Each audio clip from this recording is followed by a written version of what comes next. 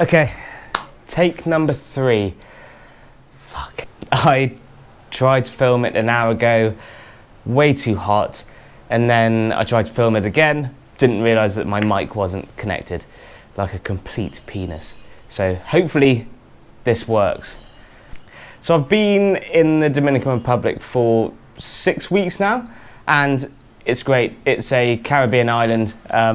You've got palm trees, sun, as this clip shows from this morning, very clear water, or as Cody Ko would say, blue water, fucking blue ass water. But there are a few things that I think would have been really helpful to know before coming here, and they could have saved me a lot of heartache. So I'm here to dispense this information upon you.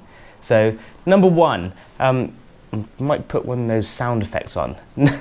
Number 1, entry, airport requirements.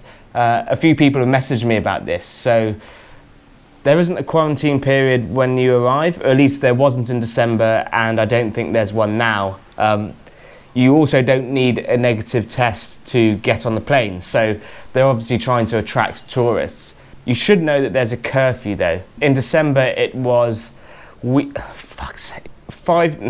my god. It was 7 p.m. on the weekdays and 5 p.m. on the weekends. Now in January, it's 5 p.m. on the weekdays and midday on the weekends. So if you're coming here for a 2-week holiday, that's fairly restrictive. But if you're coming here to escape lockdown in Europe, then it's still a better situation to be in.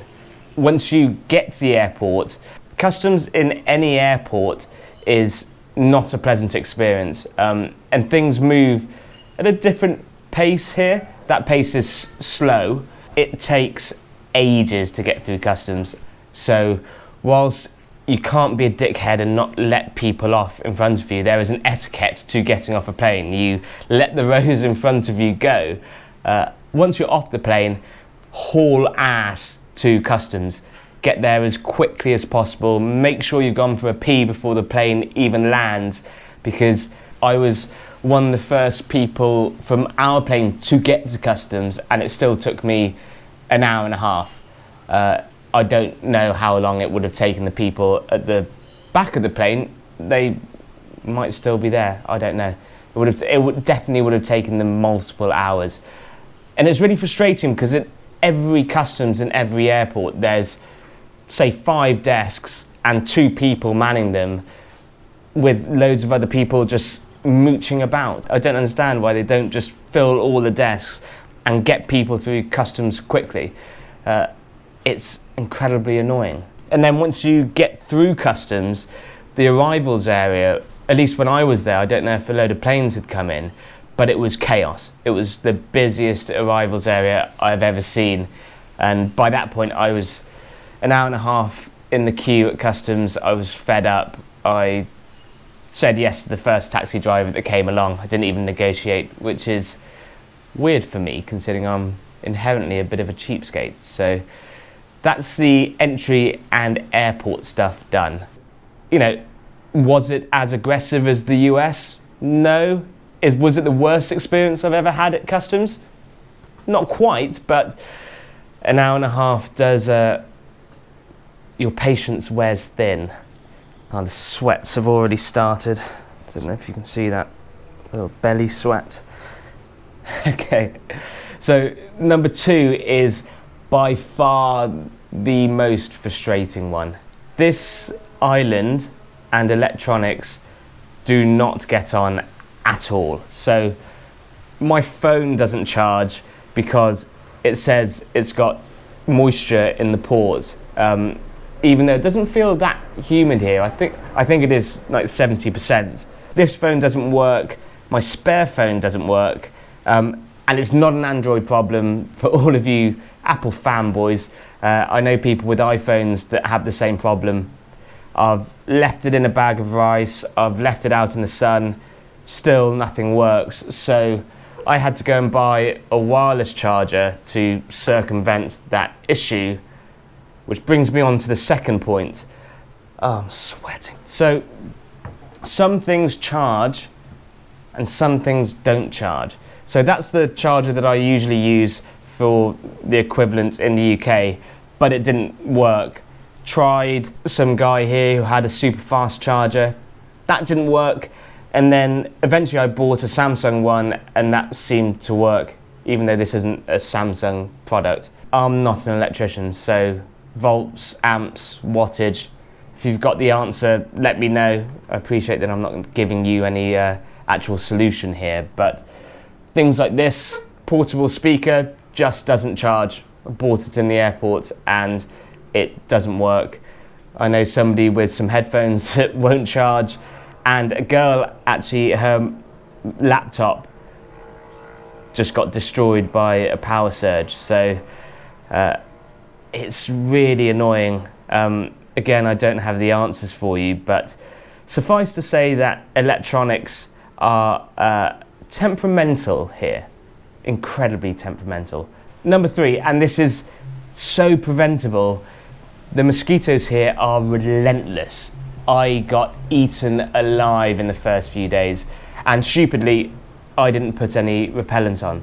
Ever since I've started using repellent, it's been fine, but the first 2 weeks, I didn't sleep for more than an hour at a time, because I'd wake up like a junkie, just itching away. So they have Off here. I think it's an American brand. Fun fact, I think that this is one of those brands that has become the product name. So people call insect repellent in America Off. I might be completely wrong there, but it's like Hoover in the UK for vacuum cleaners, or Sellotape. Sellotape's a good one. So Off, use it religiously, morning and night.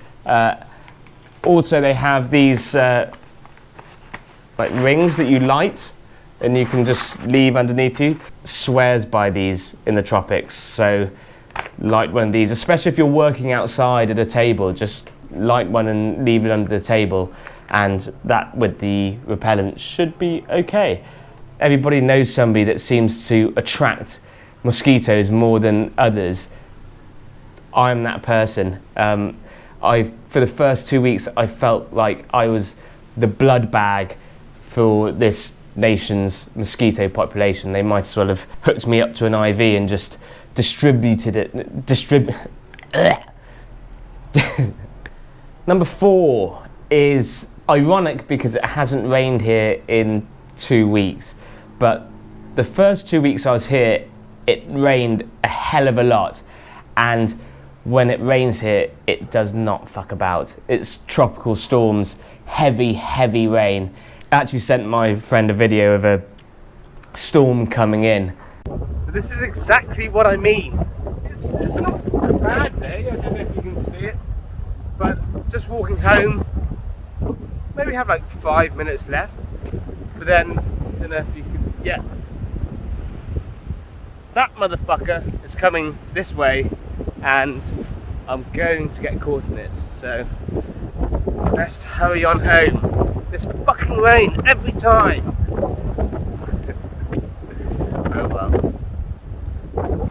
So I brought a sort of Uniqlo soft shell thing that's good for, I guess, light showers in the UK, but completely inappropriate for tropical thunderstorms. I wish for the same amount of packing space that I'd just brought a decent waterproof or anorak. It would have saved me from getting soaked on multiple occasions. So for the space of putting one in your bag, definitely bring a good waterproof. Who knows, it might not rain whilst you're here, but if you're here for a longer time, you will get caught in the rain. You will wish you had a better waterproof. So number 5 is travel here is harder, or at least more expensive than I thought it would be. So taxis are almost European prices. So 5 to 7 minutes down the road will cost you $5 to $7, or about £4. Your other option is to take your life into your own hands and jump on the back of a motorbike, which will cost less, but obviously there's dangers involved in that. Or you get the public minibuses called Wawas here. They're a lot cheaper, but it's a global pandemic, and I don't know how I feel about getting in a minibus with 15 other people. I guess that depends on your risk appetite. So I will do a video about travel. I know I said I'd do one in my last video, but I'll do that with your various options, also how much it costs to hire a motorbike or a car here, which is also more expensive than you might think. So that's 5 tips that are hopefully useful. Oh, a bonus tip, I get hay fever in the UK. It's annoying, but I do. And here, it can be, depending on the day, it can be particularly bad.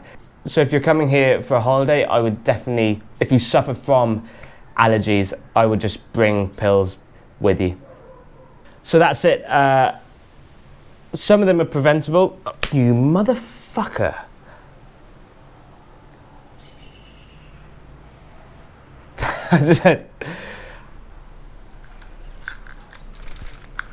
No. Oh, it's broken. Oh, I'm gonna get eaten tonight. Fucking typical.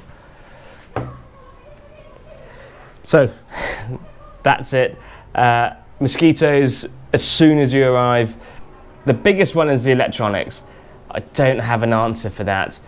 Some work, some don't. Some chargers work, some don't. If you do have the answer, please let me know. Because a lot of people here are having the same issues, and it's not just these buildings, it's other people that I know that their stuff just doesn't work. So, I mean, boo-hoo, your phone doesn't work, but, you know, we all live on our phones now. So that's it. Next video, I promise, will be the travel video. I'll do that in the next week. I've had a bit of work to do, so that has taken priority. In the meantime, have fun.